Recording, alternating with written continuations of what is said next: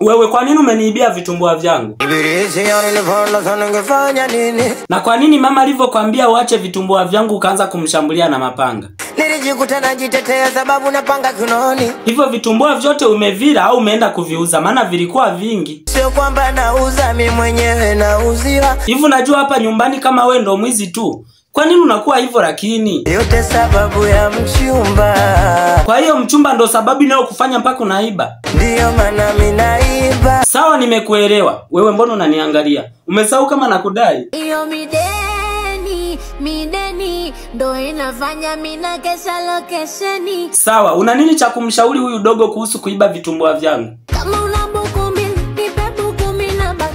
Toka hapa, umesahau kama nakudai? Na maana unataka uongeze madeni juu ya madeni? Au ni wako mchumba?